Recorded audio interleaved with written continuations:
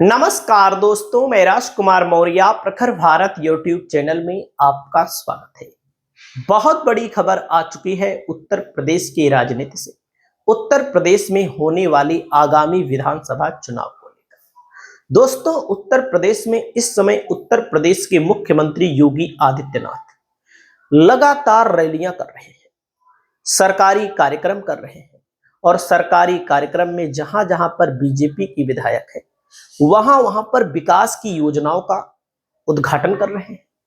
लेकिन आप सभी साथियों को मैं बताना चाहूंगा, उसी मंच के माध्यम से योगी आदित्यनाथ के द्वारा हिंदू मुसलमान पर कोई ना कोई बयान जरूर आ रहा है। आप लोगों ने अभी सुना होगा, योगी जी ने कहा हनुमानगढ़ी में समाजवादी पार्टी की सरकार में नमाज पढ़वाया जाता था। इसी मुद्दे को लेकर के जब मीडिया ने बृजभूषण शरण सिंह से पूछा, क्योंकि बृजभूषण शरण सिंह लगातार हनुमानगढ़ी दर्शन करने जाते हैं बहुत दिनों से, तो दोस्तों बृजभूषण शरण सिंह ने कहा कि वे झूठ बोल रहे हैं।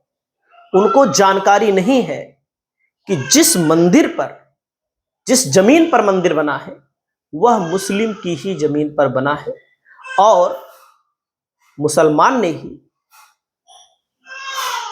हनुमानगढ़ी बनवाने का काम किया और मुसलमान के शिलापट भी आज लगी हुई है। इस पर सन्नाटा फैल गया है भारतीय जनता पार्टी के अंदर। अब बात करते हैं समाजवादी पार्टी की, आरएलडी की। दोस्तों, आरएलडी समाजवादी पार्टी के साथ 2022 में थी, लेकिन समाजवादी पार्टी और आरएलडी को कोई विशेष फायदा पश्चिमी उत्तर प्रदेश में नहीं हुआ। 2024 में मौके को ताकते हुए जयंत चौधरी बीजेपी के साथ चले गए।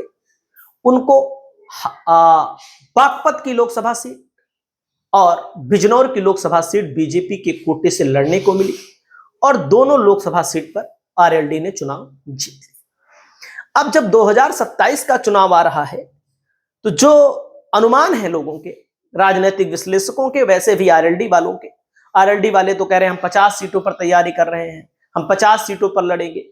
लेकिन आप सभी साथियों को पता है बीजेपी 10-12 से ज्यादा देगी नहीं। अगर मान लीजिए 15 भी सीट देती है तो उस 15 में आधे से ज्यादा बीजेपी के दावेदार चुनाव लड़ेंगे। तो जो आरएलडी के मूल लोग हैं, जो पार्टी के लिए मेहनत कर रहे हैं, वो कहां जाएंगे? उनको पता है कि हमको टिकट नहीं मिलेगा। यही अपना दल में होता है, यही राजभर की पार्टी में होता है, यही निषाद पार्टी में होता है। इन सब पार्टियों में जो पार्टी के मूल लोग होते हैं उनको टिकट कभी नहीं मिलता है, कभी मिलता ही नहीं।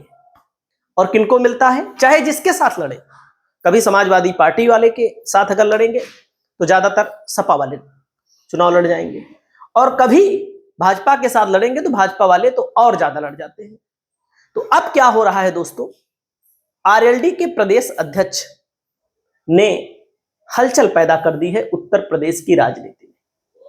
आरएलडी के प्रदेश अध्यक्ष जयंत का साथ छोड़ रहे हैं। इनका नाम है रामाशीष राय। दोस्तों, अब ये जाने वाले हैं कांग्रेस या समाजवादी पार्टी।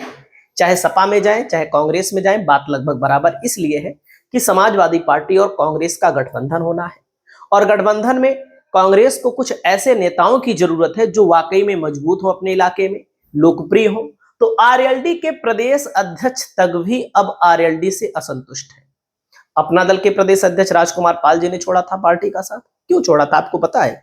कुछ लोग कहते हैं पार्टी ने अपना दल का प्रदेश अध्यक्ष बना दिया, इतना बड़ा पद। कोई बड़ा बड़ा पद नहीं है, देखने में बड़ा है। बीजेपी का प्रदेश अध्यक्ष, सपा का प्रदेश अध्यक्ष, बसपा का प्रदेश अध्यक्ष, कोई प्रदेश अध्यक्ष होता है। हालांकि कुछ पार्टियां जो छोटे छोटे होती है उसमें सभी फैसले, वैसे भी सपा में भी सभी फैसले अखिलेश यादव के द्वारा लिए जाते हैं, बसपा में भी लिए जाते हैं, भाजपा में भी लिए जाते हैं, मतलब कि बड़े स्तर पर। तो कहने का मतलब प्रदेश अध्यक्ष सिर्फ नाम का ये लोग बनाए रखते हैं और बाकी फैसला खुद लेते हैं। देख सकते हैं सूत्रों के मुताबिक आरएलडी के प्रदेश अध्यक्ष रामाशीष राय ने पार्टी छोड़ने का फैसला कर लिया है। राय कांग्रेस नेतृत्व के संपर्क में है और समाजवादी पार्टी के संपर्क में भी बताए जा रहे हैं। वहीं पर दोस्तों, जयंत चौधरी को इसकी भनक जब लगी है तो डैमेज कंट्रोल करने के लिए पार्टी के प्रवक्ता को, अनुपम मिश्रा को अचानक से प्रदेश अध्यक्ष बना दिया। देख सकते हैं उत्तर प्रदेश से बड़ी खबर, 12 समाचार, आरएलडी को बड़ा झटका, रामाशीष राय कांग्रेस में हो सकते हैं शामिल। अनुपम मिश्रा रालोद के कार्यवाहक प्रदेश अध्यक्ष बने हैं दोस्तों। जयंत चौधरी के निर्देश पर पार्टी ने फैसला लिया है। तो आप लोग समझिए, सपा कांग्रेस ऐसे नहीं बैठे, एक एक सीटों पर बड़ी सियासी पारी खेलने की कोशिश की जा रही है।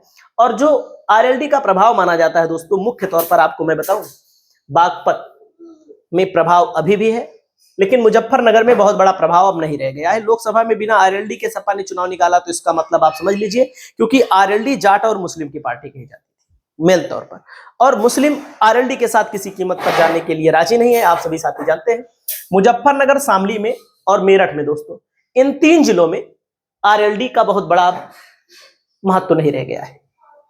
चाहे शामली हो चाहे मेरठ हो, बुलंदशहर में महत्व है, लेकिन समाजवादी पार्टी उसको जाट समीकरण के तहत चुनाव लड़ाएगी। हापुड़ में महत्व है, गाजियाबाद में भी महत्व है, गौतम बुद्ध नगर में बीजेपी का जलवा पहले से ही कायम हो गया है।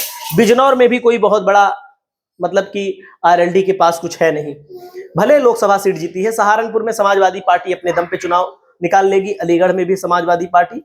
तो कहने का मतलब जो भी बचा है, और बचने की बात मैं क्या करूं, अगर होता ही ना पिछली बार, तो बीजेपी यहां पर क्या नाम है, बुलंदशहर में आरएलडी और समाजवादी पार्टी मिलकर कोई कारनामा नहीं कर पाए, चुनाव जीत ही नहीं पाए। तो देख सकते हैं, तो जयंत चौधरी ने पूरी पार्टी को चौंकाते हुए नया कार्यवाहक प्रदेश अध्यक्ष इसलिए बना दिया है कि उनको भनक लग गई कि हमारा प्रदेश अध्यक्ष अब कांग्रेस के संपर्क में आ चुका है। क्योंकि जो प्रदेश अध्यक्ष हो, आरएलडी के हो, अपना दल यस के हो, या फिर राजभर की पार्टी के हो, या संजय निषाद की पार्टी के हो, जो कार्यकर्ता हैं दोस्तों, जिन लोगों को लगता है हम मेहनत करेंगे हमको टिकट मिलेगा, ये सब बकवास बात है। मेहनत करने से आपको टिकट भाजपा में मिल सकता है, मेहनत करने से आपको टिकट समाजवादी पार्टी में मिल सकता है, लोकप्रियता के आधार पर मिल सकता है। लेकिन आरएलडी, अपना दल यस, राजभर की पार्टी, निषाद पार्टी, ऐसे चाहे जो पार्टियां, ऐसे जगहों पर टिकट मेहनत के बल पर, लोकप्रियता के बल पर नहीं मिलता है, और कुछ और यहां पर सिस्टम सेट होता है। जो सिस्टम सेट कर लेता है उसी के बल पर यहां पर टिकट मिलता है। तो आरएलडी के प्रदेश अध्यक्ष की विदाई एक तरह से मान लीजिए कांग्रेस से, सॉरी आरएलडी से।